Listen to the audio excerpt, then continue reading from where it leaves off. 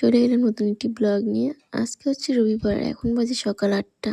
আজকে জানো তো ঘুম থেকে উঠতে একটু দেরি হয়েছে। আমি রাত্রেবেলা অনেকটা দেরি করে ঘুমিয়েছিলাম, কারণ খুব খারাপ খারাপ স্বপ্ন দেখেছিলাম। জানি না কেন হঠাৎ করে আমার সাথে এরকমটা হলো, যার জন্য ঘুম থেকে উঠতেও আজকে দেরি হয়েছে। আর ঘুম থেকে উঠে আজকে একটু আমি কাজও করলাম ঘরে, মানে বেড কভারগুলো সব একটু পাল্টিয়ে নিলাম। আর এদিকে সব রেখেছি, এগুলো সব ধোয়াধুয়ি করবো। তো দেখো এই দিকটা কি অবস্থা হয়েছে। রাত্রেবেলা হালকা একটু বৃষ্টিও হয়েছিল কিন্তু। আর আজকে সকাল থেকেও আকাশটা মেঘলা মেঘলা, যখন তখন বৃষ্টি হবে। আর এই পাশটা দেখো কি অবস্থা হয়ে আছে, সুপারি গাছের মধ্যে পুরো গন্ধ পাতা, আর হচ্ছে একটা জঙ্গল গাছ, আর ছিল একটা গোলাপ ফুল গাছ। তো এখন পর্যন্ত একটা ফুলও ফোটেনি, শুধু শুধু জঙ্গল হয়েছিল। ওই পাশটা ঝাড়াঝাড়ি করতে খুব অসুবিধা হয়। এর জন্য আমি গোলাপের নিচ দিক থেকে আর কি গাছটা কেটে রেখেছি, কিন্তু উপর দিক থেকে আমি নামাতেই পারছিলাম না। তো ওটা আমার দ্বারা সম্ভব না, ওটা সোনুবাবুই একমাত্র করতে পারবে। তো দেখো আকাশে প্রচণ্ড পরিমাণে মেঘ। তো আমি এদিকে ধোয়া কাচা করে স্নান টান করে নিয়েছি, এদিকে সমস্তটা পরিষ্কার করে নিয়েছি। দেখো রোজ দিন ঝাড়ি, তারপরেও কিন্তু নোংরা হয়েই থাকে। আর আজকে একদম সমস্তটা পরিষ্কার করে কত ভালো লাগছে। ও সব জঙ্গলগুলো কেটে ফেলে দিয়েছে, এর জন্য কত সুন্দর লাগছে এই পাশটা। সব কিছু একদম পরিষ্কার পরিচ্ছন্ন না থাকলে আমার একদমই ভালো লাগে না। তো যাই হোক, পুজোটা আমি আজকে আর করতে পারিনি, পুজোটা সোনুর বাবাই করে দেবে, কারণ আমার না হলে রান্নাঘরে রান্না করতে অনেক দেরি হবে। তো যদিও সকালবেলা সোনুর বাবা অনেকটাই আমাকে রান্নার কাজেও সাহায্য করেছে, যেমন ভাত টাত বানিয়ে রেখেছে। তো 10টা বেজে গেল, সকাল 8টা থেকে 10টা পর্যন্ত এই ধোয়া কাচা ঝাড়াঝাড়ি করে নিলাম। এদিকে দেখো এতগুলো গন্ধ পাতা ছিঁড়ে রেখেছে গাছ থেকে, গাছটা কেটে ফেলার আগে। তো এইগুলো আজকে আর রান্না করবো না, পরের দিন ভাজবো, কিছুটা মাকেও দিয়ে দেবো। তো রান্নাবান্না শেষ করে খাওয়া দাওয়া করে এসেছি ঘরে। দেখো যেহেতু মেঘলা মেঘলা আকাশ, বৃষ্টি পড়ছিল, চুলটা আর শুকায়নি, শ্যাম্পু করা চুল যেরকম ভিজা সেরকমই আছে। তো এদিকে দেখো এখনো বৃষ্টি হচ্ছে।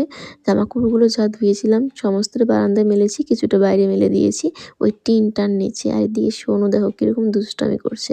ওর বাবার আজকে আবার ডিউটি আছে 3টার দিকে, একটু পরে ডিউটিতে যাবে, একটু ঘুমাবে, সে শান্তি নেই।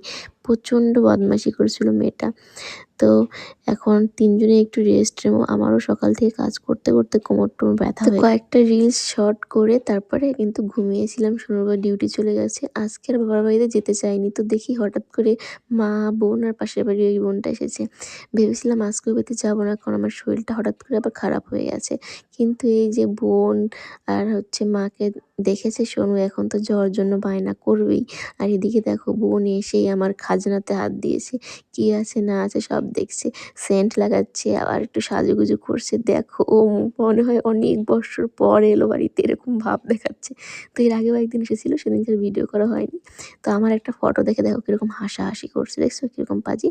তারপরে একটু সাজুগুজু করছে, করে দেখো ওই যে ভিডিও বানাচ্ছে। আমি বললাম ভিডিও বানাবি তো আমার ফোন থেকেই বানা, আমি আজকে শরীরটা খারাপ বলে ভিডিও করতে পারিনি সেরকম। তো যাই হোক, আমার ফোন থেকে ভিডিওগুলো করলো। তো তবে পরে আবার নিজের ফোনেও নিয়েছিল আপলোড করার জন্য। তো যাই হোক, এই যে দেখো আমার চুড়ি বের করে পড়েছে, লিপস্টিক তো আমি ইউজ করি, লিপ বাম পড়েছে।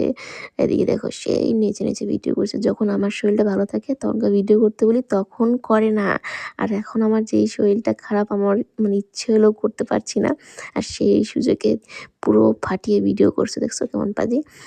আর আমার বাড়িতে এলেই ও ড্রেসিং টেবিল সামনে থেকে সরে না। কি বলবো, সত্যি আমার ড্রেসিং টেবিলের আয়নাটা এত ভালো যে মানে মুখটা এত ভালো লাগে দেখতে, সত্যি সে বলার বাইরে। তো ওর ভিডিও করা দেখে আমার খারাপ শরীর, তবুও একটু কয়েকটা ভিডিও করলাম। আর দেখো কিরকম আগেকে চালু করে দিয়েছে। এখানে সোনু মার মানে মাঝে মধ্যে এসে শুধু ডিস্টার্ব করছে, ওর কাজই এটা, ওকে ভালো মতো ভিডিও করতে বললে করে না, শুধু ডিস্টার্ব করে। তো অনেকগুলো ভিডিও ফোনে ইউটিউবে করা হয়েছিল, তারপরে ইনস্টাতে করা হয়েছিল, যেগুলো খারাপ খারাপ ভিডিও সেগুলোই আর কি বেছে বেছে এখানে দেওয়া হয়েছে। তো তারপরে দেখো আমাকেও আসতে হয়েছে এই বাড়িতে, নাহলে সোনুকে কে নিয়ে যেত আবার বাড়িতে, এর জন্য। এদিকে আমার শরীর খুবই খারাপ, তো বসেছি শুধুমাত্র সোনুর জন্যই, নাহলে কান্নাকাটি শুরু করে দিত, আমার খুব মানে অসুবিধা হতো রাখতে। তো দেখো অনেক দিন পর ওর মানির কোলে উঠেছে। সোনু কিন্তু খুবই লক্ষ্মী, ও কিন্তু কোলে টুলে ওঠে না সেরকম।